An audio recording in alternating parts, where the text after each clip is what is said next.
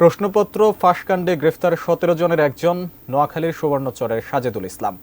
পিএসসির office সহায়ক পদে চাকরি। বছরে কয়েকবার গ্রামের বাড়ি যেতেন, দামি গাড়ি হাঁকিয়ে দুহাতে করতেন দান খয়রাত। এলাকার মানুষ ভাবতেন কোনো বড় কর্মকর্তা বুঝি।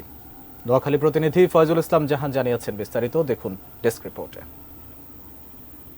বাংলাদেশ কর্ম কমিশন পিএসসির অফিস সহায়ক সাজেদুল ইসলাম ওরফে শরীফের গ্রামের বাড়ি সুবর্ণচর উপজেলার চরবাটা ইউনিয়নের ৫ নম্বর ওয়ার্ডের মধ্য চরবাটা গ্রামে।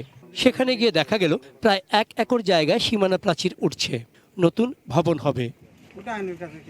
সাজেদুলের বাবা শামসুল আলম সরকারি পরিবহন পুলের গাড়ির ড্রাইভার ছিলেন। বাবার চাকরি সূত্রে ঢাকাতেই তাদের জন্ম ও লেখাপড়া। গ্রামে খুব একটা যাতায়াত ছিল না, তবে সাজেদুল যখনই গ্রামে যেতেন দামি পাজেরো গাড়ি চড়ে যেতেন, হাত খুলে দান করতেন। কিছুদিন আগে সাজেদুলের বোন আর বোন জামাইয়ের একসঙ্গে সরকারি চাকরি হলে গ্রামে মিষ্টি বিতরণ করেন তিনি। এলাকার অনেকেই চাকরির জন্য তার কাছে ধর্ণা দিতেন। গ্রামবাসীর প্রশ্ন, একজন ড্রাইভারের ছেলে অফিস সহায়কের চাকরি করে এত ক্ষমতা ও টাকা কোথায় পেলেন?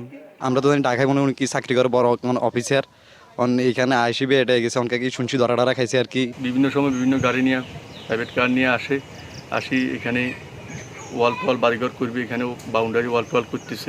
প্রাইভেট কারটা লোক ফসফস করে আসি দিয়ে সে এখানে দিয়ে ওয়াল করি আমরা কাঁচা টাকা দিই। প্রতিবেশীদের আরও অভিযোগ, টাকা ও ক্ষমতার দাপটে তাদের জায়গা দখল করে তোলা হয়েছে সীমানা দেয়াল। যদিও সাজেদুলের আত্মীয় স্বজনরা তাকে ভালো মানুষ প্রমাণের চেষ্টাই করেন।